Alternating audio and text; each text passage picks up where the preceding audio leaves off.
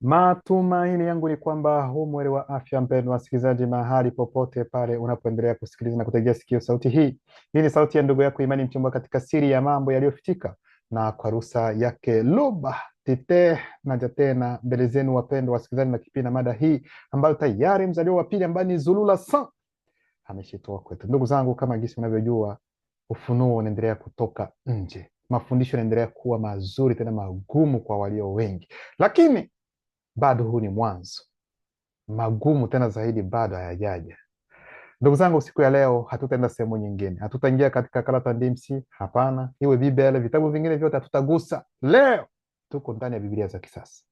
Tutaenda kuwafundisha wale wasiojua kusoma namna gani wanatakiwa kusoma ndani ya Biblia ambazo wanaamini kwamba ni vitabu vitakatifu.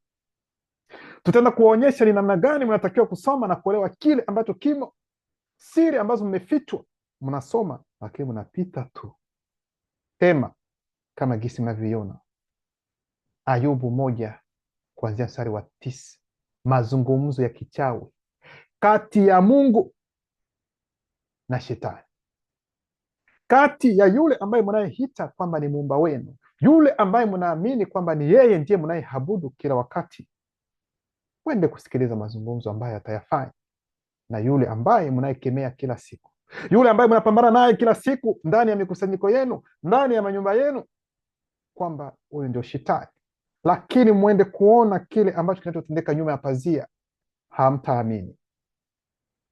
Na yeyote yule ambaye anapenda kwelikweli ukweli, ambaye anapenda kabisa kwelikweli, yuko serious kutafuta ukweli na apate kuokolewa hakika, sikiliza kwa makini ya mafundisho, ndipo utakuja kuamini na kuona kwamba haya yote ambayo tunayoyaongea sio kwa ajili ya kuwakejeli, sio kwa ajili ya kuonyesha kwamba labda nyinyi hamko sawa, aidha labda kukejeli kwamba labda dini fulani sio nzuri. Hapana, ndugu zangu, ukweli halisi ndio mnauona ndani ya Biblia.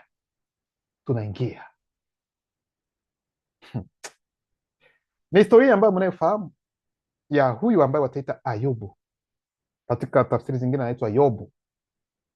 Nyote mnaweza mkasoma ni nini ambacho kilimtokea, magumu yote yaliyomtokea, lakini kuna chanzo halisi ya kwa nini hayo yote aliyopitia yapate kutokea kumrasi. Kwa hiyo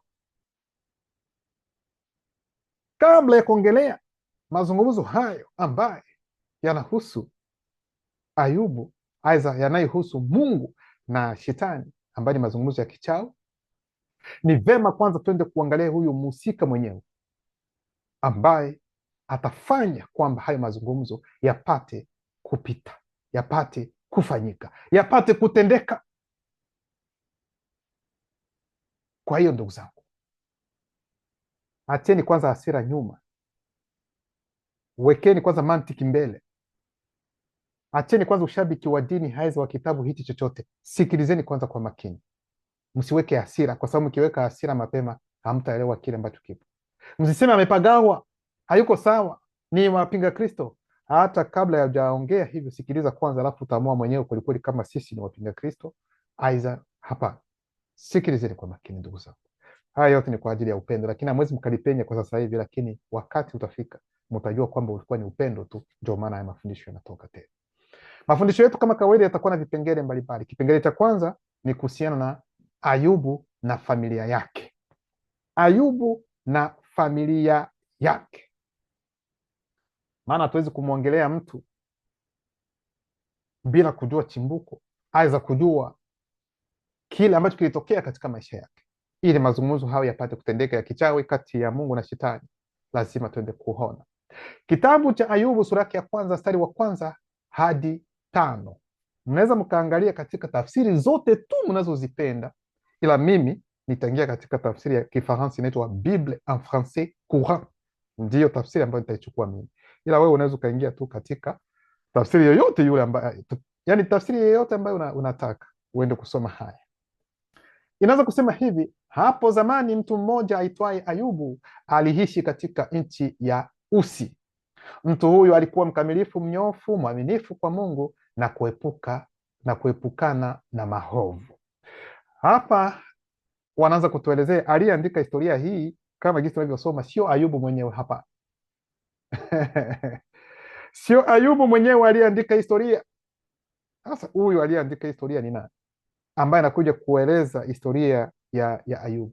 Yeye alikuwepo. Anaitwa nani aliyeandika historia? Basi tunaendelea.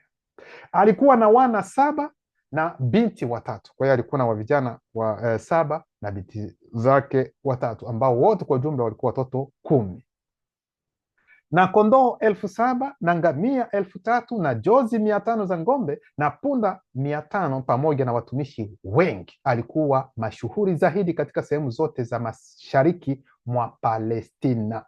Kwa hiyo kwa mujibu wa Biblia, hii tafsiri wanatuambia kwamba Ayubu aliishi mashariki mwa Palestina.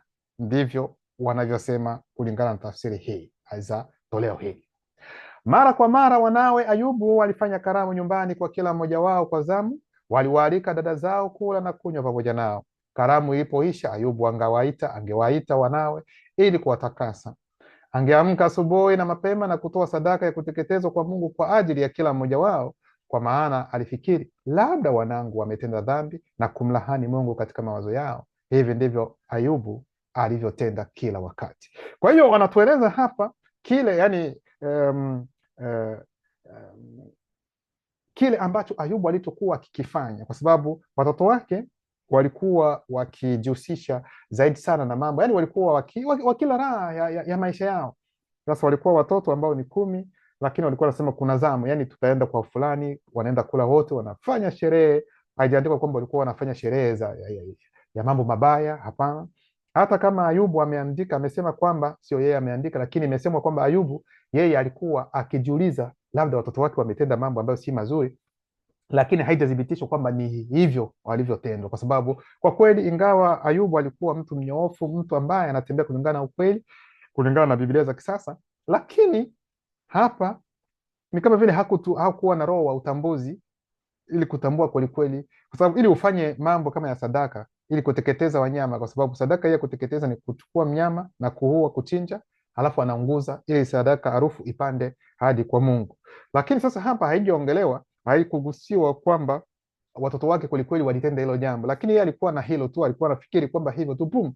Hakuwa anauliza watoto wake, je, kwelikweli umetenda hiki aza namna gani? Lakini wale wengine wanasema kwamba hata akiuliza labda wanaweza wakaficha, haikuandikwa. Kwa hiyo yeye alikuwa na namna hiyo. Kwa hiyo kwa kila mtoto alikuwa anachinja kila wakati, wote walivyo 10, anachinja wanyama 10 ili kwamba apate ondoleo la dhambi kwa watoto wake, kuwatakasa. Kwa hiyo Ayubu alikuwa mnyoofu na alikuwa na uwezo wa kutakasa watoto. Alikuwa na kazi ambayo hata makuhani walikuwa wakitenda. Kwa hiyo ni kuonyesha tu ndani ya Biblia za kisasa kwamba huyu jamaa hakuwa na matatizo yote, alikuwa mtu ambaye yuko kamili. Kwa hiyo ni familia yake. Tumeona watoto 10. Alikuwa tajiri kweli kweli, alikuwa na mifugo, alikuwa na mambo mengi sana ambayo sote tumeshuhudia, na namna alivyokuwa mwadilifu kwa huyu ambaye wataita Mungu. Hicho kilikuwa kipengele cha kwanza. Sasa kipengele cha pili, tunatoka sasa katika hali ya kimwili, tunapanda katika mawimbi sasa, ili kwenda kuongelea yale yanayojificha, ambayo hawa wanaojiita wachungaji, walimu, manabii, maprophet, bishop hawawezi hata siku moja kupenya na kujua ni nini hasa kinachoendelea.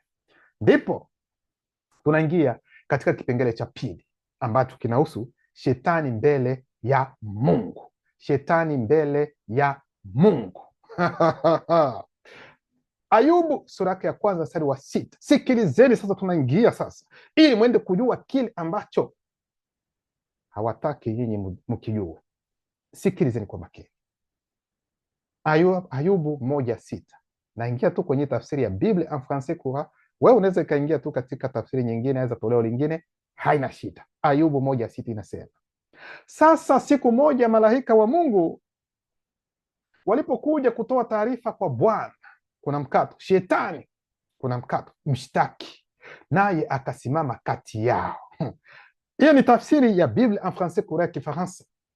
Tafsiri ya Biblia neno la uzima inasema namna gani? Mstari wa 6. Ilikuwa siku moja ambayo hao wana wa Mungu walikwenda kujihuzurisha mbele za Bwana, shetani naye akaenda kati yao.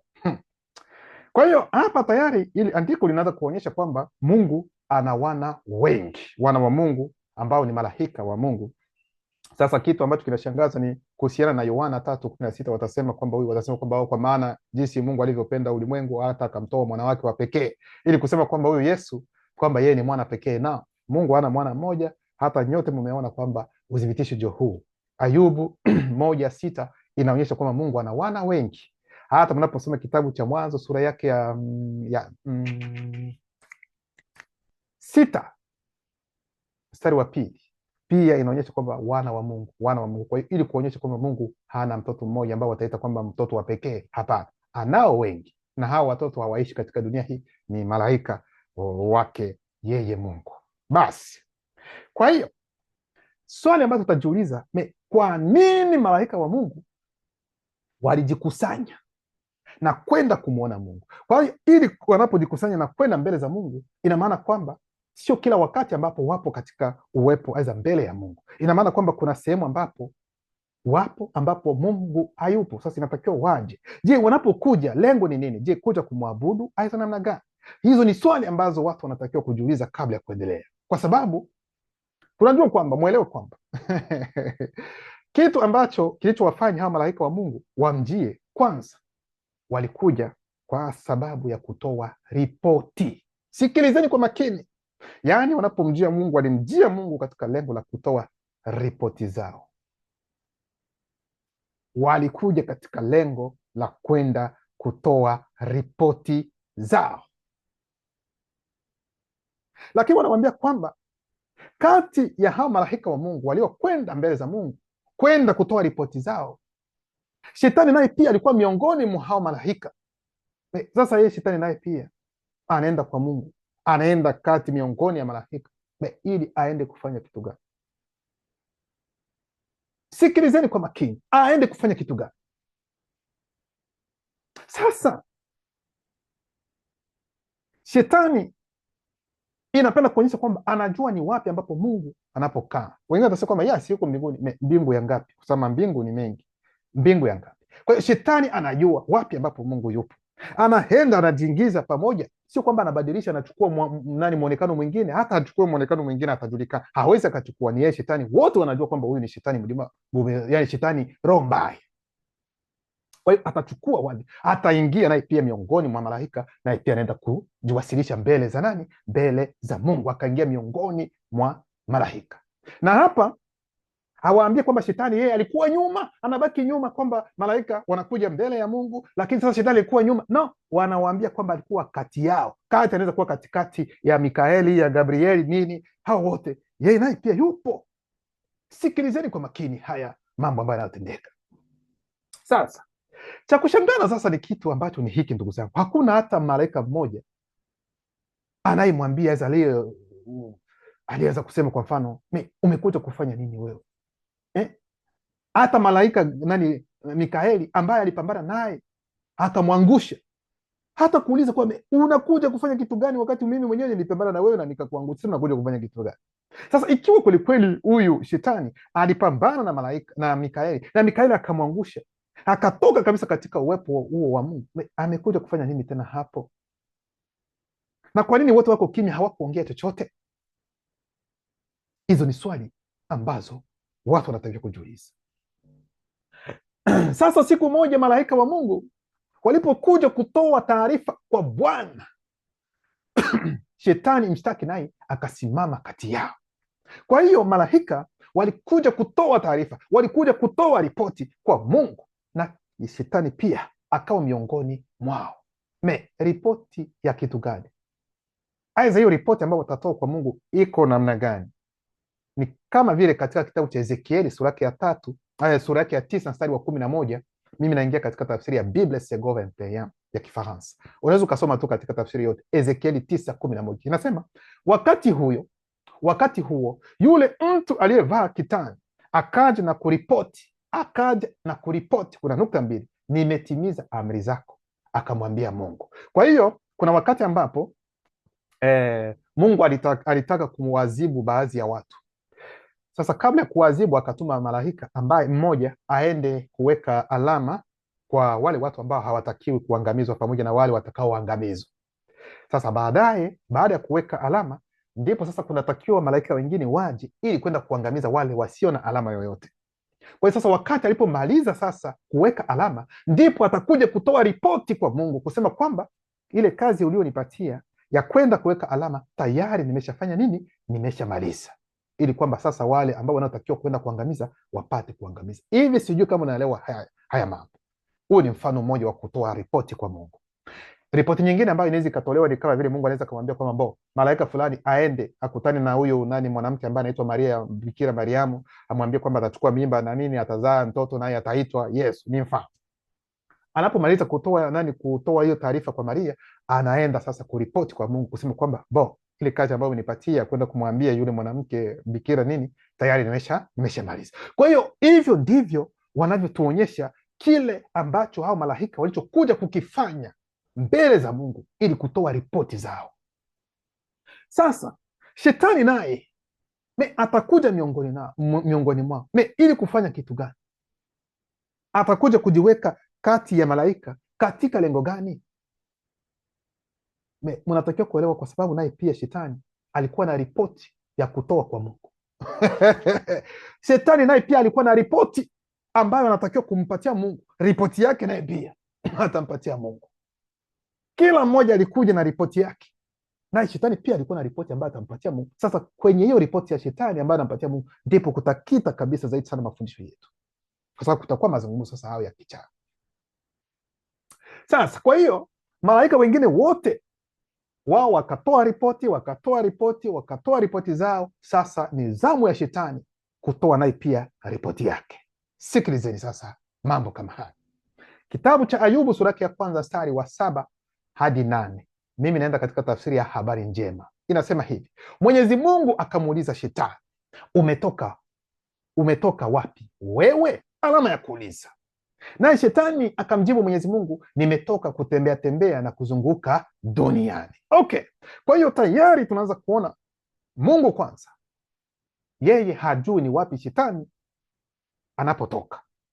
Kikawaida Mungu kama gisi nyinyi mnaomwamini mnavyomfikiria kikawaida, ili swali hatakiwi kuliuliza, kwa sababu kikawaida anatakiwa kujua tu kabla hata ajaja huyo yeye anatakiwa kujua. Lakini wakati anapouliza ni kwa sababu hajui. Kwa hiyo shetani anatakiwa kumweleza ni wapi kwanza ametoka. Ndio maana Mungu akamuuliza, hey shetani, na wewe pia umekuja. Okay, najua una ripoti, lakini umetoka wapi, ili kwamba hiyo ripoti yako unipatie. Shetani naye akamjibu Mungu kwamba bwana, mimi nimetoka nikienda nikitembea kuzunguka duniani. Okay, haina shida. Sasa shetani anaposema kwamba nimetoka kutembea na kuzunguka duniani, ni kwa sababu mahali ambapo shetani anapozungumza muda huo na Mungu, na malaika wengine wako pembeni pale wanasikiliza mazungumzo. Yes, walikuwa wanasikiliza mazungumzo kati ya Mungu na shetani. Yaani mahali hapo ambapo walikuwa wanazungumza sio duniani. Ndio maana akamwambia Mungu kwamba nilikuwa natembea nazunguka huko duniani, kwa sababu yeye wakati huo ambao anaongea na Mungu hawako duniani, wako sehemu fulani. Yaani Mungu anapatikana sehemu fulani pamoja na shetani na malaika wengine wanaokuja kutoa ripoti. Kwa hiyo alizunguka dunia yote. Kuna sehemu zingine ambazo alifika ambazo hata nyinyi aidha sisi walio katika dunia hii bado hatujawahi kufika na hatuwezi kufika, na ni dunia tu hapa. Hilo mlielewe vizuri. Kuna sehemu ambazo ziko hapa duniani mtu hawezi akakanyaga hata mguu wake hata mmoja. Na kuna viumbe ambavyo viko duniani humu, sio kwamba labda vinafichwa, vipo, mtu hawezi akaviona, kwa sababu kuna viumbe vingine ukiviona tu unakufa, hizo unapata wazimu. Hilo na sio kwamba ni demon, ni viumbe ambavyo viliumbwa tu. Sasa shetani yeye anafanya nini? Anazunguka, akazunguka, akaona sehemu, akaona watu wanaofariki, watu wanaozaliwa, akaona, kwa sababu shetani anajua hesabu ya watu walio duniani. Hilo mlielewe vizuri. Kwa hiyo akamwambia hivyo. Sasa ndipo Mungu sasa atasema. Mwenyezi Mungu akamwambia shetani, bila shaka umemtambua mtumishi wangu Ayubu. Duniani kote hamna mwingine aliye kama yeye. Yeye ni mtu mnyofu, mcha Mungu na mwenye kujiepusha na uovu. Kwa hiyo katika mstari wa 8, Mungu mwenyewe ndiye anayeanza kumwambia shetani. Kwa nini Mungu anamwambia shetani kwamba bila shaka umemtambua mtumishi wangu Ayubu? Kuna tafsiri nyingine nasema bila shaka umemwona mtumishi wangu Ayubu. Kwa nini Mungu aanze kumwambia mambo kama haya? Kwa nini amuulize swali kama hili? Ni yeye Mungu anayeongea hapa, kwa sababu hapa ni kunukuu. Kuna alama za kunukuu ndani ya Biblia hapa. Bila shaka umemtambua mtumishi wangu Ayubu. Duniani kote hamna mwingine aliye kama yeye. Yeye ni mtu mnyofu, mcha Mungu. Kikawaida, kama ni wewe Mungu ndio unayeongea, unatakiwa kusema mcha mimi, ananicha mimi, sio tena mcha Mungu. Kwanza huyu Mungu ni nani na wewe ni nani? Na mwenye kujiepusha na uovu. Sasa hapa kuna kitu kingine. Mungu anamwambia shetani kwamba huyu Ayubu huyu anamcha Mungu, lakini sio tu kumcha Mungu lakini pia anajiepusha na uovu. Sote tunajua kwamba Mungu anaongea na shetani, na shetani ndiye mwovu. Kikawaida angesema kwamba anajiepusha na wewe, yaani afanyi kile ambacho unachokifanya wewe, kwa sababu wewe shetani ndiye mwovu. Kwa hiyo yeye anajiepusha kufanya kile ambacho wewe unachokifanya, kufanya kile ambacho umekileta katika dunia ili watu wapate kukitenda. Kwa hiyo Mungu anaanza kufanya utofauti kati ya shetani na uovu, yaani anaweka uovu pembeni na anaweka shetani pembeni. Lakini kikawaida ni vitu ambavyo hawezi ukavitenganisha, kwa sababu shetani ndiye mwovu, ndiye aliyeleta kila kitu ambacho ni kiovu. Sikilizeni kwa makini. Ndio maana nikawaambia kwamba hapa mtaenda kujifunza ni namna gani kusoma Biblia na kuijua namna gani unavyotakiwa. Sio hili mnaosema unatakiwa kuwa na Roho Mtakatifu ili upate kuelewa Biblia. No, sikilizeni kwa makini. Hivi ninaposema hapa kwamba Mungu anasema yeye ni mtu mnyofu, mcha Mungu na mwenye kujiepusha na uovu. Uovu ni nani? Aidha mwovu ni nani? Si ni yeye shetani. Yaani kikawaida angeongea tu kwamba anajiepusha nawe. Hivi ndivyo mnavyotakiwa kuelewa. Sasa kwa nini Mungu amuulizi swali kama hili? Kitendo cha Mungu kumuuliza swali hili, bila shaka umemtambua mtumishi wangu Ayubu, na kwamba hakuna mtu duniani aliye kama yeye kwa kuniamini, kwa kunicha mimi. Ameuliza hivi kwa sababu yaani Mungu tayari yuko anamkabidhi shetani kitu fulani. Sikilizeni kwa makini. Mungu tayari yuko katika lengo la kumkabidhi shetani kitu fulani. Kwa nini Mungu anamuuliza shetani swali kama hili kumuhusu Ayubu? Kwa sababu shetani yeye hakugusia Ayubu. Alisema alizunguka kweli kweli, lakini Mungu akaenda specific kwa mtu huyo. Je, nina uhakika kwamba umemwona Ayubu? Aliona watu wote, ni kweli. Kwa nini unamgusa huyu Ayubu? Kwa sababu kuna kitu ambacho Mungu anapenda kumwonyesha shetani, ambacho anapenda kumkabidhi shetani. Mkiangalia vizuri, shetani hakika kimsingi hakuwa na nia ya kumtesa Ayubu, hakuwa na nia ya kumweka Ayubu katika yale matatizo ambayo nyote mnaweza mkasoma aliyokuwa nayo, bali ni Mungu anayefungua mlango wakati aliposema bila shaka umemtambua, bila shaka umemwona mtumishi wangu Ayubu. Sikilizeni kwa makini, kwa sababu Mungu asingeongelea Ayubu wala shetani asingelimwongelea wakati ambapo anapomuuliza unatoka wapi. Mwenyezi Mungu akamwambia shetani, bila shaka umemtambua mtumishi wangu Ayubu. Duniani kote hamna mwingine aliye kama yeye. Yeye ni mtu mnyoofu, mcha Mungu na mwenye kujiepusha na uovu. Sasa namna Mungu alivyomtendea huyu shetani hapa kwa kumuuliza hili swali, ndivyo hata nyoka yule wakati wa bustani huko alivyomtendea Eva pia katika bustani. Yaani ni vile vile hili swali ambalo Mungu amemuuliza huyu shetani kuhusiana na Ayubu, hivyo hivyo hata nyoka katika bustani alitumia aina hii ya maneno ili kuongea na Eva. Kitabu cha Mwanzo sura ya 3 mstari wa 1 nasema, nyoka alikuwa mjanja zaidi. Kwenye tafsiri zingine wanatuambia mjanja, yani ni mwerevu. Nyoka alikuwa mjanja zaidi kuliko wanyama wote wa porini ambao Bwana alikuwa amewaumba. Akamuuliza mwanamke, je, kweli Mungu alikuambia usile matunda yoyote kutoka bustanini? Kwa hiyo kitendo cha kusema hapa, kwa mfano, nyoka alikuwa mjanja. Neno mjanja aidha mwerevu, maana yake ni nini? Mwerevu ni mtu mwenye kutumia akili na hila kwa makusudi ya kupata haja yake. Hivyo ndivyo maana ya mwerevu aidha mjanja. Yaani mjanja ni mtu ambaye anatumia akili, anatumia hila, lakini kwa makusudi tu apate kile anachokitaka kukipata. Kwa hiyo nyoka asingeliuliza Eva, kulingana na Biblia za kisasa, Eva asingelienda kuchukua tunda la mti wa sayansi ya mema na mabaya. Ni katika mazungumzo hayo ambapo nyoka alifungua mlango, alimfungulia, naye Eva akaona, akaenda kuchukua tunda naye akalitumia. Kwa hiyo nyoka asingeliongelea kuhusiana na mti, Eva asingelienda kufanya nini? Eva asingelienda kabisa kula ilo tunda.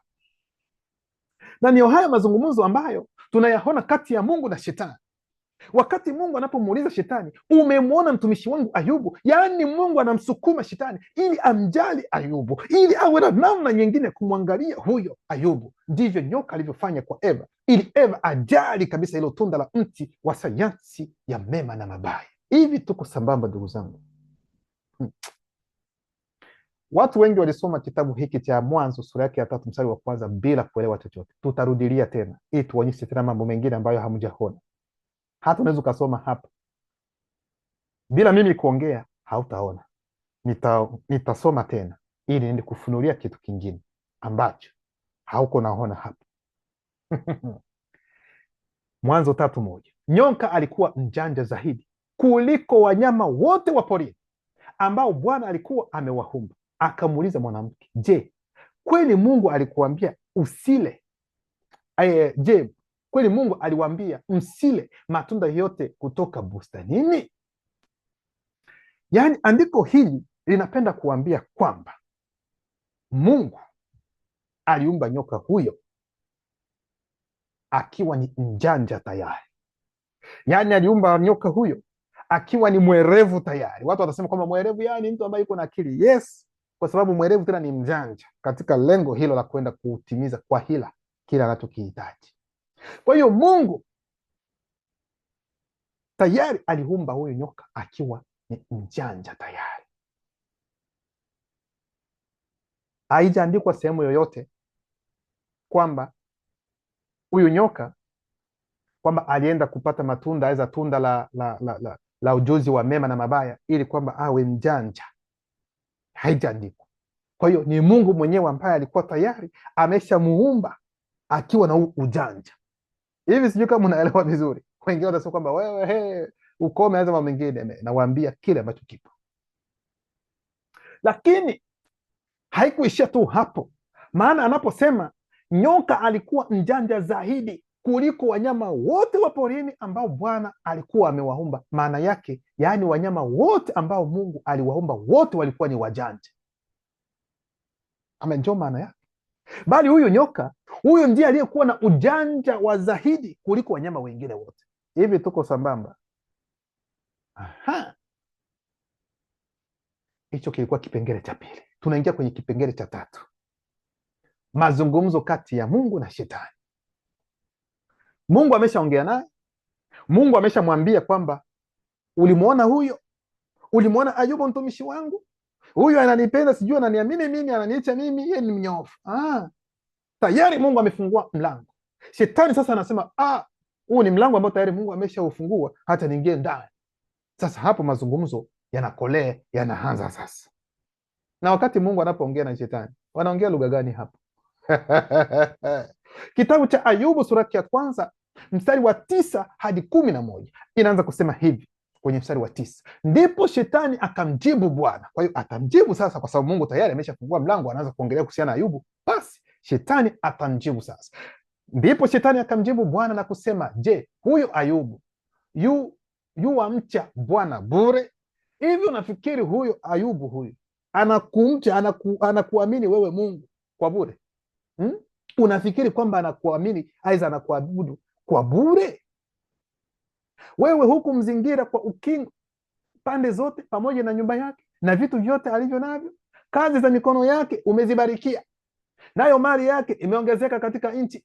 Kwa hiyo shetani anaanza kumwambia Mungu hivi unafikiri kwamba huyu Ayubu kweli kweli anakuamini kwa bure tu? Sio wewe ambaye umempatia utajiri huu wote alio nao hmm? Ana mke, ana watoto, ana watumishi, ana mifugo. Haya yote si wewe ndio umempatia? Kwa hiyo ndio maana anakuamini, ndio maana yani anakuabudu, ndio maana yeye yani ni mwaminifu kwako, kwa sababu umempatia hivi vyote. Mstari wa 11, lakini nyoosha mkono wako sasa uyaguse hayo yote aliyo naye atakukufuru mbele za uso wake, mbele ya uso wako. Kwa hiyo shetani anampa Mungu changamoto sasa, kwamba si unaona hivi vyote ambavyo iko navyo, mali, kila kitu, watoto, watumishi, yani ni tajiri kweli kweli, haya yote, na wewe unasema kwamba anakuamini, anakuabudu, ana hofu, ni nyofu. Ni kwa sababu tayari umeshampatia hivi vyote na umempatia ulinzi. Thubutu kugusa vitu vyake vyote hivi vyote alivyo navyo hapa, uone. Atakuonyesha, atakukufuru mbele za uso wako tena. Shetani anampatia Mungu changamoto. Malaika wengine wako hapo wanasikiliza mazungumzo kati ya shetani na Mungu. Hakuna hata mmoja ambaye atasema kwamba wewe unaongea nini na Mungu, mbona wewe ulianguka mambo mengine? Wote wako kimya, Mikaeli, Gabrieli, wote kimya. Na shetani anaongea, hana woga, hata kuwajali hawajali. Yeye na Mungu wanapiga story, wanaongea. Lakini nyosha mkono wako sasa uyaguse hayo yote aliyo naye atakukufuru mbele za uso wako. Yaani shetani hapa anamchochea Mungu, shetani anampa Mungu changamoto, shetani anamjaribu Mungu, shetani anamweka Mungu katika mtihani. Hiyo ndio maana yake.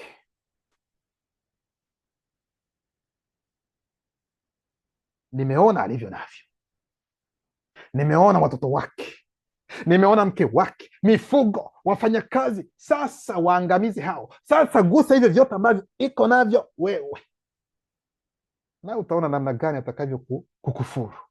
Hapo ndipo utaniamini kwamba kweli kweli anakupenda, kwa sababu vyote ambavyo umempatia. Sijui kama unanielewa Mungu. Hayo ndio mazungumzo yanaendelea. Lakini unaposoma katika kitabu, kwa sababu tayari hapa shetani anampatia Mungu changamoto, shetani anampatia Mungu mtihani, anamjaribu Mungu kwamba thubutu tu kufanya hivi utaona, yani anamjaribu Mungu. Lakini kitabu cha Yakobo sura yake ya kwanza mstari wa 13 inasema, kama mtu akijaribiwa asiseme ninajaribiwa na Mungu, maana Mungu hawezi kujaribiwa na uovu. Huo ni uongo, kwa sababu shetani ni mwovu, na yeye shetani ndiye anayemjaribu hapa Mungu. Shetani yupo katika kumjaribu Mungu. Wakati anaposema kwamba Mungu hawezi kujaribiwa na maovu, hata na uovu, huo ni uongo, kwa sababu shetani hapa tayari anampatia Mungu changamoto, anaanza kumjaribu Mungu, anamweka Mungu katika mtihani.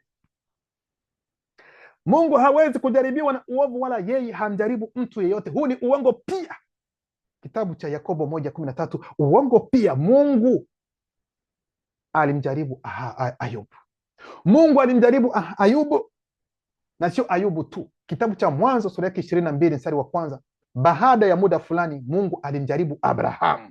Mungu alimuita Abrahamu, naye akaitika, naam, nasikiliza. Kwa hiyo Mungu pia alimjaribu Abrahamu, na ndio maana mtasoma kwamba akapenda kumtoa mtoto wake mwanaye Isaka ili aende kumpatia Mungu iwe sadaka ya kuteketezwa. Kwa hiyo hawezi wakatuambia kitu chochote. Shetani anampa changamoto Mungu, shetani anampa Mungu mtihani, shetani anamjaribu Mungu. Kipengele cha 4, Mungu ni chanzo cha mateso ya Ayubu. Mungu ndiye chanzo cha mateso ya Ayubu, kwa sababu tumeona kwamba ni Mungu mwenyewe aliyefungua huu mlango, akafanya kwamba shetani amfikirie Ayubu ili aingie katika mazungumzo. Ndio maana Ayubu ndani ya Biblia, mkimsikia jinsi anavyolalamika mateso yake yote aliyoyapata, alikuwa akimlaumu Mungu, kwa sababu naye pia alijua kwamba aliye nyuma ya haya ni Mungu mwenyewe. Kitabu cha Ayubu sura yake ya kwanza mstari wa 11 hadi 12 inasema hivi, lakini haya aliyesema ni nani? Si ni shetani mlima bube, yani shetani. Lakini nyosha mkono wako sasa uyaguse hayo yote aliyo nayo, naye atakukufuru mbele za uso wako. Mstari wa 12, Mwenyezi Mungu akamwambia Shetani, haya. Yaani Mwenyezi Mungu akamwambia Shetani, okay. Yaani Mungu akakubali changamoto aliyopewa na Shetani. Mungu akakubali mtihani aliyopewa na Shetani. Mungu akakubali jaribu alilopewa na Shetani. Mwenyezi Mungu hadi akasema kwamba haya, waweza kufanya chochote uwezacho juu ya mali yake, ila tu yeye mwenyewe usimguse, ila yeye mwenyewe usimguse. Kwa hiyo Mungu akamwambia okay, ikiwa umeona kwamba ananiamini, ananipenda kwa sababu ya utajiri ambao nimpatia watoto na mengine, basi wewe nenda. Kama ni kuangamiza mifugo haina shida, kama ni kuua watoto hakuna tatizo, kama ni kuondoa watumishi wowote, yani hakuna shida, ila na kuomba kitu kimoja, Shetani, usimguse yeye, usiguse maisha yake, yasi usitoe roho yake, yani usimuue. Hicho tu ndio Mungu anamwambia, yani usimguse yeye, usimguse, yani chochote kile, yani uguse mali, uguse watoto kama utaweza, hata na mke haina shida, watumishi wote, lakini yeye usimguse. Basi Shetani akaondoka mbele ya Mwenyezi Mungu. Sasa Shetani ataanza kufanya kazi ambayo tayari, kwa sababu Mungu ameshampatia nini? Ameshaizinisha. Shetani amepewa ruhusa na Mungu ya kwenda kufanya chochote apendacho kwa mali ya Ayubu, kwa watoto wa Ayubu, lakini hatakiwi kumgusa Ayubu. Kuna tafsiri ya Kifaransa, Bible Louis II 21, kuhusiana na kipindi na Ayubu 1:12. Kwenye tafsiri hii ya Kifaransa inasema, Bwana akamwambia Shetani, yote aliyo nayo nayaweka mikononi mwako. Yote aliyo nayo nayaweka mikononi mwako, lakini usimguse hata kidogo. Kisha Shetani akaondoka mbele za Bwana. Sio mara ya kwanza Mungu kufanya mazungumzo ya namna hii, yaani anatafuta njia ili kwamba akupige. Kwa hiyo anapoona kwamba wewe unakosa, kuna mara anaweza kaangalia namna gani atakufanya. Anapopata njia moja kwa moja anaweza kutumia hata Shetani ili kwamba akupate. Haya mambo tunayaona hata katika kitabu cha Wafalme wa Kwanza sura yake 22 kuanzia mstari wa 20, ambapo Mungu anasema, Bwana akasema, ni nani atakayeenda kumdanganya Ahabu ili akwera moti akaanguke? Basi huyu akasema hivi na huyu hivi. Kwa hiyo mnaona hapa ndivyo Mungu, ni Mungu mwenyewe anayeanza kufungua mlango tu. Anauliza malaika wake wote walio mbinguni, ni nani atakaye kwenda kumdanganya Ahabu? Tunajua kwamba kudanganya ni dhambi, si ndio? Lakini Mungu mwenyewe ambaye mnaita kwamba yeye ndiye aliyeumba kila kitu, ndiye wa kwanza kusema kwamba aende kumdanganya. Yani anaomba nani atamdanganya, yani anaomba kati ya malaika zake ni nani ataenda kumdanganya Ahabu. Kuna andiko lingine, tafsiri inasema, nani atakaye kwenda kumshawishi Ahabu? Ni kumdanganya tu, kwa sababu kushawishi ni kudanganya tu, ushawishi huo. Kwa hiyo ni yeye anayefungua mlango. Wakati wa mazungumzo akasema, akatoka pepo akasimama mbele za Bwana akasema, mimi nitamdanganya. Huyu pepo ambaye anakuja atakaye kwenda kumdanganya ni pepo wa namna gani? Kwa sababu huyu pepo kikawaida wanapenda kutuonyesha kwamba huyu pepo alikuwa ni pepo ambaye ni mzuri, ambaye hana tatizo, lakini atajifanya kuwa wambaya kwenda kudanganya. Hivi mna uhakika kwamba ni hivyo? Bwana akamwambia jinsi gani? Mungu akasema, hii utafanya namna gani? Kwa sababu mimi sijui. Akasema, nitaondoka na kuwa pepo wa uongo kinywani mwa manabii wake wote. Akasema, utamdanganya na kuridhiki pia. Ondoka ukafanye hivi, yaani nenda ukaenda kudanganya. Mungu amekubali. Lengo ni nini tu? Anapenda amuue Ahabu. Kama yeye ni Mungu ambaye aliumba kila kitu, sisi tunasoma kwamba ndani ya Biblia mnasema kwamba yeye alifanya moyo wa Farao kuwa mgumu. Sasa kwa nini asifanye moyo wa huyu mwingine Ahabu kuwa mgumu, hadi tu aende kudanganya, hadi atume malaika zake aza roho wake ambaye ataenda kumdanganya? Huyu roho ambaye anayetumwa ni nani? Sio mwingine, huyu ni Shetani mlimwengu ambaye anamtuma aende kufanya hivi, kwa sababu ni yeye ndio anamtumia kila wakati katika mambo haya. Ndio maana kuna wachungaji wa uongo ambao watasema kwamba ni kweli Mungu ni mtakatifu, anapopenda kumuangamiza mtu yeye hana haja ya kuangamiza, ndio maana atamtumia Shetani ili aende kuangamiza. Nyinyi mna akili hasa namna gani? Hivi unawakeka kwamba Mungu akiua ni dhambi kikawaida? Aidha malaika wa Mungu akiua ni dhambi? Na kuuliza wewe, Mungu wako anapouua ni dhambi?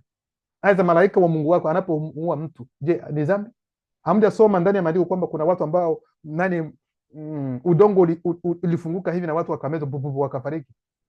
Nani aliandika kwamba ni dhambi? ili kwamba lazima amwite shetani aende kumfanyia kazi hiyo, yeye aweza akafanya. Sasa nani atamlaumu? N'importe quoi. Kwa hiyo tumeona kwamba shetani yeye ana nafasi katika mazungumzo ya Mungu, ana nafasi katika enzi ya Mungu, katika mkutano wa Mungu. Shetani naye pia lazima awepo. Anaenda kufanya kitu gani? Kuna nini ambacho kipo? Nyinyi mnaojiita Wakristo huku mnaomba, mnakemea shetani, wakati shetani yeye yuko katika mazungumzo na Mungu wenu, wanapiga story. Nyinyi mnaomba ai, Mungu tusaidie, wengine wao wanapiga story. Kungelikuwa labda kuna na chakula, wangelikuwa wanakula chakula, wao katika mkutano na wanapiga story, kwa sababu chakula hakipo tu huko. Basi ndio hili kitabu cha Ayubu sura ya kwanza mstari wa 13 hadi 19. Hapa tayari tumeshaona kwamba shetani ameshapewa ruhusa na Mungu afanye nini? Aende kuangamiza watoto, mifugo, nini, lakini asiguse Ayubu. Hapo tayari tunajua hili. Mstari wa 13, ilitukia siku moja hao wanawe na binti zake walipokuwa wakila, yani wana wa Ayubu, na kunywa divai katika nyumba ya ndugu yao mkubwa, mjumbe akamfikiria Ayubu na kumwambia, hao ng'ombe walikuwa wakilima na punda walikuwa wakilisha karibu nao, mara Waseba wakawashambulia, wakawachukua, wakaenda nao, naam, wamewaua hao watumishi kwa makali ya upanga. Mimi peke yangu nimepona, mimi tu kukuletea habari. Kwa hiyo tayari Mungu alipompa shetani ruhusa ya kuangamiza mali na watu wake Ayubu, sasa shetani akashuka. Shetani sasa ataenda kuvuvia sasa hao Waseba ili waende kuangamiza mifugo pamoja na watumishi wa Ayubu. Hivi sijui kama mnaelewa. Ndio hii historia ambayo tumesoma katika kitabu cha Wafalme wa Kwanza 22. Ndio hii historia ni kama hivi, kwa sababu huyo pepo ambaye shetani tena alienda akaenda kuwadanganya manabii wa Ahabu. Sasa manabii wa Ahabu ndio wataongea na Ahabu ili kuambia kwamba wewe nenda tu, Mungu atakusaidia. Unaona hicho kitu? Kwa hiyo naye shetani, kwa sababu hawezi akaonekana live, ataenda kuwavuvia hao Waseba katika lengo kwamba waende kuangamiza mifugo, waende kuangamiza watumishi wa Ayubu. Sasa wakati ambapo wanawaambia kwamba kuna mmoja tu aliyepona, mwe mnafikiri kwamba huyu aliyepona amepona kwa namna gani?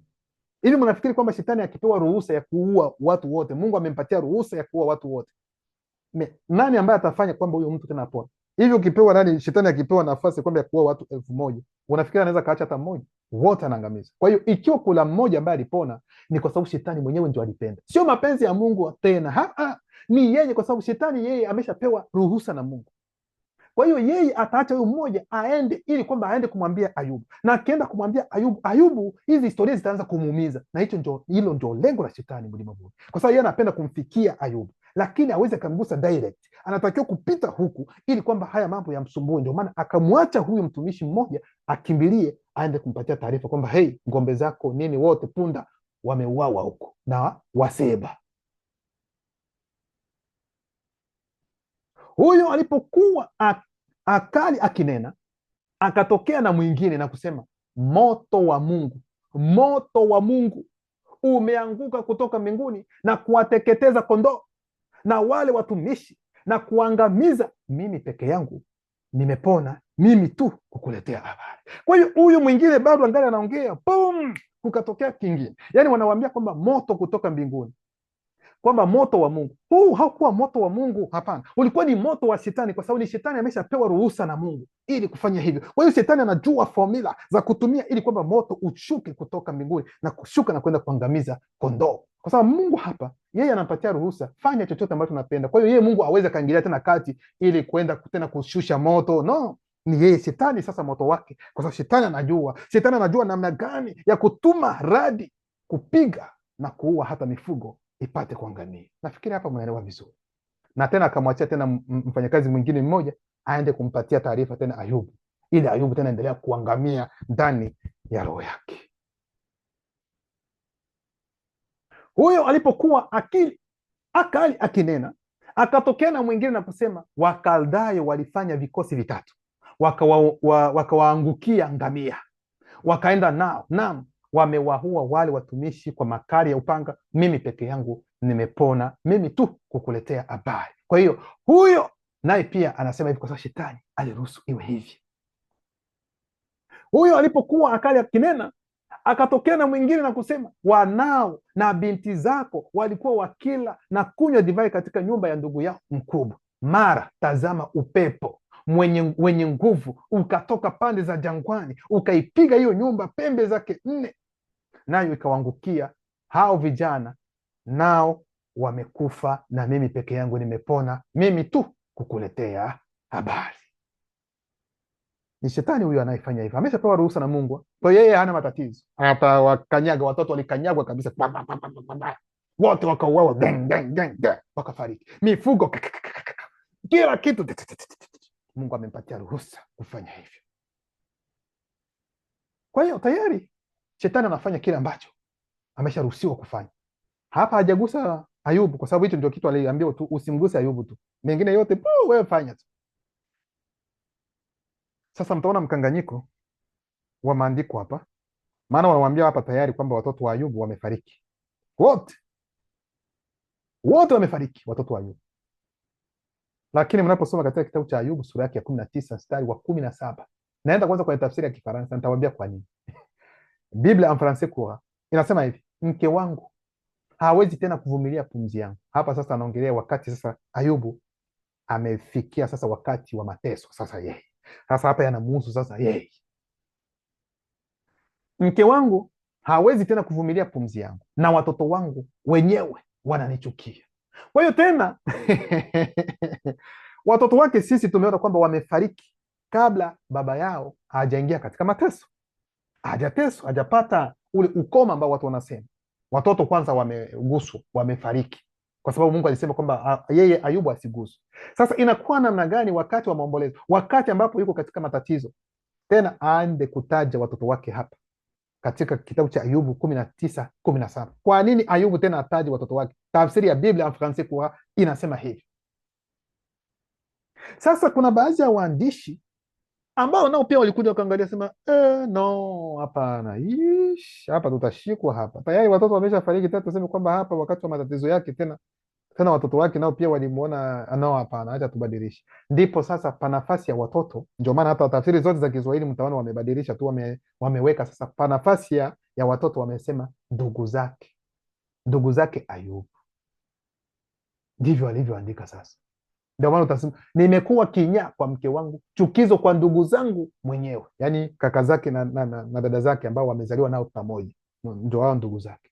Kwa hiyo wakatoa watoto, kwa sababu wanajua kwamba tukiweka tena watoto hapa wamesha kufa kwenye mstari wa ndani kwenye sura ya kule kama ya kwanza kule, tena tuwaweke hapo kwamba nao pia watoto wanahuzunika kuona baba yao gisi hali, haiwezekani. Ndio maana sasa hapo hao waandishi wakabadilisha wakaweka sasa ni ndugu zake. Lakini hata pamoja na kubadilisha huko, tena walipoweka tena ndugu zake, tena wamejidanganya. Ndio maana nawaambia kwamba sisi tuko hapa kuonyesha namna gani mnatakiwa kusoma Biblia. Tena wakaingia katika kosa lingine, wameweka tena ndugu zake kwamba kaka zake na dada zake wanaozaliwa naye tumbo moja, kwamba nao pia walifanya nini? Ni wao ndio waliona kwamba ni chukizo. Tutaenda kuonyesha kwamba wakati ambapo alipokuwa anaumwa kaka zake hawakutokea. Kitabu cha Ayubu sura yake 42 mstari wa kwanza anasema, kisha ndugu zake, dada zake na rafiki wote waliomfahamu hapo awali wakamwendea nyumbani kwake, wakala chakula pamoja naye, wakampa pole na kumfariji kwa ajili ya mateso yote ambayo Mwenyezi Mungu alikuwa amemletea. Kila mmoja wao akampa Ayubu fedha na pete ya dhahabu. Kwa hiyo hapa ndugu zake Ayubu hawakuona mateso ya Ayubu, hawakuja wakati alipokuwa katika mateso yake, lakini ni wakati ambapo sasa huyu Mungu atamrejeshea Ayubu mambo yote. Sasa ndipo watasikia taarifa, ndipo watakapokuja na kumpatia pole. Hata ndio maana wakati ambapo alipokuwa na matatizo, mutasikia kwamba watumishi wake walienda kuita marafiki zake wapenzi ndio waliokuja, lakini wengine wote, hata watoto wake wote walikimbia, kwamba watoto wote walikimbia, wapendi hata kumwona hata baba yao, wakati watoto wenyewe walifariki mapema, baba yao hajaanza hata kuumwa. Hayo mambo muyaone hivyo, sijui kama mnapenya vizuri. Kwa hiyo tutasoma hapa, inasema hivi, wakampa pole na kumfariji kwa ajili ya mateso yote ambayo Mwenyezi Mungu alikuwa amemletea. Kwa hiyo mateso yote ambayo Ayubu aliyoyapata ni Mungu chanzo cha hayo yote. Ni kweli tumeona kwamba shetani ndiye aliyepiga, lakini amepiga kwa sababu ni yeye ndio alipewa ruhusa na Mungu. Bila Mungu kumpatia ruhusa, shetani asingeliweza kumgusa. Ndio maana ni kama vile uko na nani na bastola. Unapopiga bastola, unapomuua mtu kwa bastola, watu hawatakuja kusema kwamba wewe hautajitetea kusema kwamba sio mimi ndio nimemuua, ni bastola ndio imemuua. Na hawezi ukasema hivyo. Ni wewe uliotumia bastola, ni wewe ndio uligusa ile nani ya kufanya hivi ili bastola itoe nani risasi na mtu afariki. Kwa hiyo ni wewe ndio utachukuliwa. Kwa hiyo ndio maana nao pia wanagusia Mungu, kwa sababu Mungu ndiye aliyempatia ruhusa ya kwenda kufanya hivyo. Kipengele cha 5, shetani anaweza kumchochea Mungu. Abewie, shetani anaweza kumchochea Mungu. Tutaenda kuonyesha ndani ya maandiko. Shetani anaweza kumchochea Mungu. Hivi sijui kama, kwa sababu katika taarifa hii watoto wote wa Ayubu walifariki. Tuliona hivi. Hivi hamjajiuliza kwa nini mke wa Ayubu hakufariki? Kwa nini shetani hakumpiga, hakumuua mke wa Ayubu? Kwa nini? Hamjajiuliza hivi? Shetani alijua maadili ya mke wa Ayubu. Alijua msimamo wa mke wa Ayubu. Maana alijua kwamba kupitia huyo mwanamke atampata vizuri tena Ayubu. Ndio maana kuna maneno ambayo huyo mwanamke alimwambia Ayubu, mkumbuke vizuri, kwa sababu yeye alikuwa na mlengo mmoja wa shetani. Sio bali shetani aweza kumuua. Sasa atakuwa ni chombo chake ambacho atatumia pia ili kufanikiwa jukumu lake ambalo analipenda zidi ya Ayubu.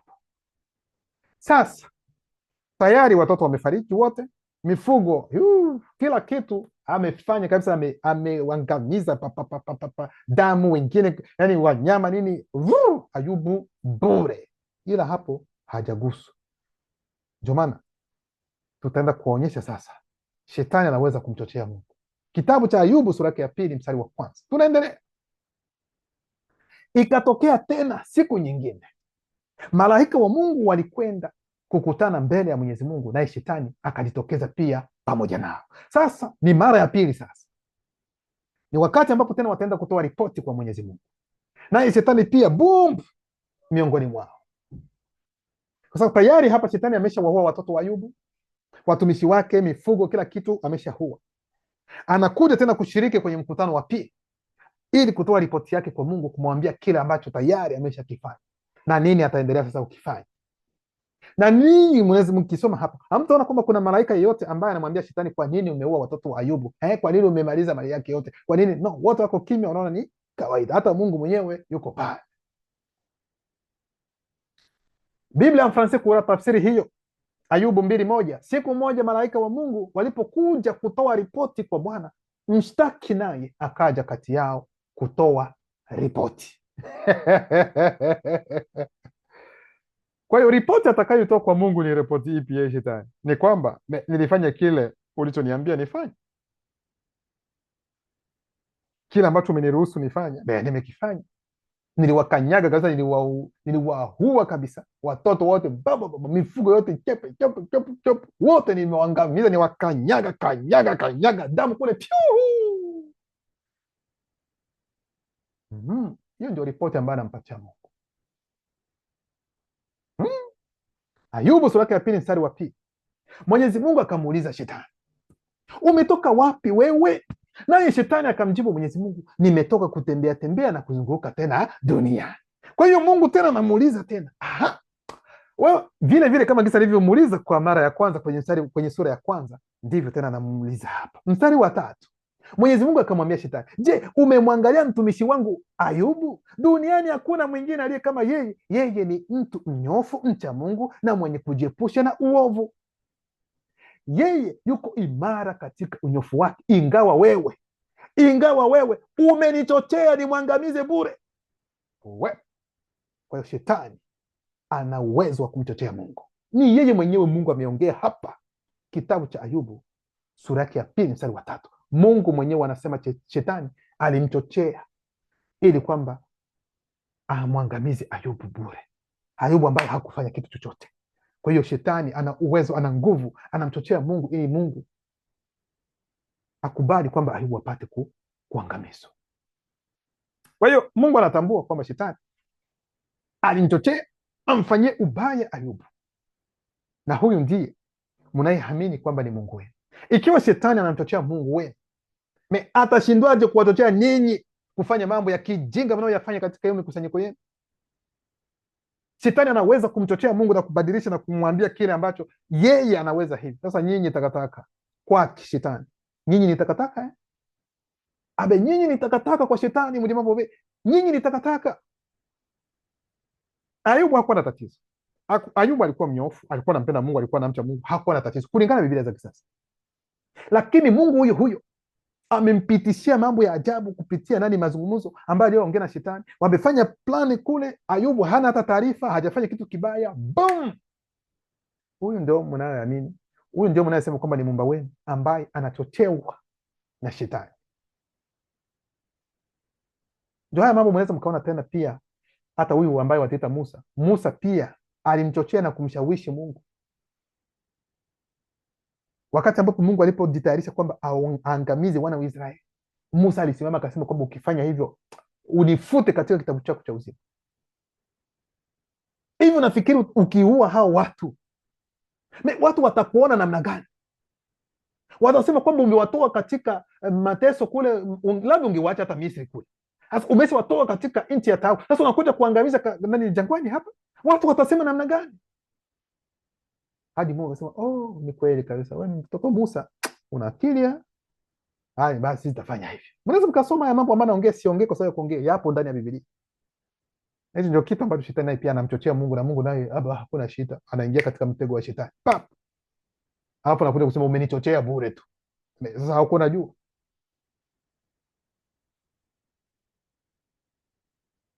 Mwenyezi Mungu akamwambia shetani, je, umemwangalia mtumishi wangu Ayubu? Duniani hakuna mwingine aliye kama yeye. Yeye ni mtu mnyofu, mcha Mungu na mwenye kujiepusha na uovu. Yeye yuko imara katika unyofu wake, ingawa wewe umenichochea nimwangamize bure. Ayubu sura ya 2 mstari wa 4 hadi 6. Shetani akamjibu Mwenyezi Mungu, ngozi kwa ngozi. Ngozi kwa ngozi, ngozi kwa ngozi. Maana yake si dhahiri, labda methali yenye maana yaliyofanyika mpaka sasa hayagusi hali ya ndani. Mtu hutoa kile kitu alicho nacho ili aokoe uhai wake. Hivyo naona anasema anaweza akatoa hivyo ili kwamba uhai wake uwe sawa. Mstari wa 5, lakini sasa hebu, anamwambia tena Mungu, hebu nyosha mkono wako umguse mwili wake sasa, na kuambia atakutukana waziwazi. Shetani anamwambia Mungu, wako live wanapiga story, malaika wengine wako pale wanasikiliza story, mazungumzo ambayo Mungu, mazungumzo ya kichawi ambayo Mungu anazungumza, anaongea na nani? Na shetani. Kwa hiyo shetani tena anamwambia Mungu kwamba umguse sasa, wewe mwenyewe umguse mwili wake, na wewe utaona. Maana kisaikolojia tayari ameguswa mambo yote ambayo yametokea kwa watoto wake, mifumo na mengine ameshaguswa. Sasa ni yeye sasa aguswe sasa yeye mwenyewe, uone sasa Mungu atasema namna gani. Mstari wa 6, basi Mwenyezi Mungu akamwambia shetani, haya, waweza kumfanya utakavyo, walakini usimuue. Kwa hiyo ikiwa utampatia ugonjwa wote ambao utampatia, wewe mpe tu, lakini usikate roho yake. Mambo ya kichawi ambayo watu wanakuja, nyinyi ni wabaya, Mungu ni wa ukweli. Ndugu zangu, kama mjui mambo mnayoyafanya, sikilizeni. Sasa tulikuwa humo, tulikuwa katika huu ujinga, lakini ukisoma haya mambo haya na utafakari vizuri, hakika una haja hata ya kuongea mambo mengi. Kipengele cha 6, shetani ni mtakatifu kulingana na Biblia. Kulingana na Biblia za kisasa, shetani ni mtakatifu, na tutawapatia kidhibitisho. Shetani ni mtakatifu kulingana na Biblia za kisasa. Kitabu cha Ayubu sura ya 2 mstari wa 7 inasema, basi shetani akatoka mbele za uso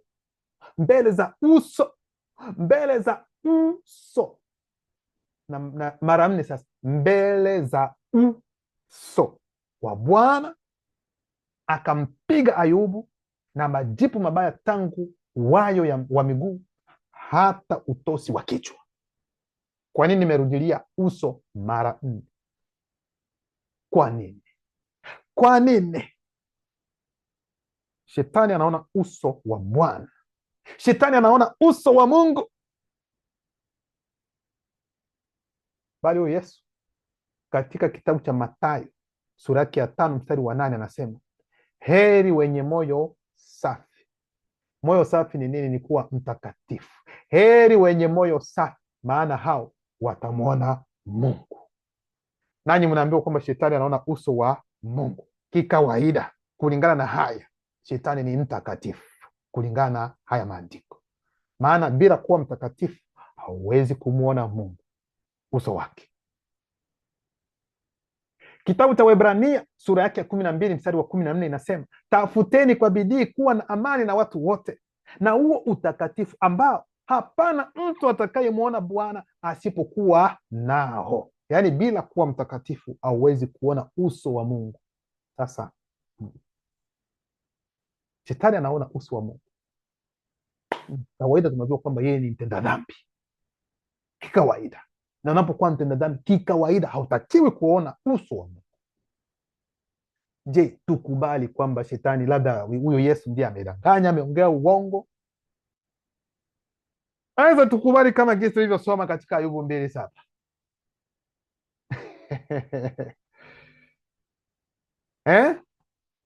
Shetani alikuwa na moyo gani ili kumwona Mungu, ili kuona uso wa Mungu? Shetani alikuwa na moyo upi? Hayo ndio mazungumzo ya kichawi kati ya Mungu na shetani. Hivi ndivyo tunavyowafunza namna gani ya kusoma Biblia, muelewe kile ambacho kipo. Lomba anaendelea kujitukuza.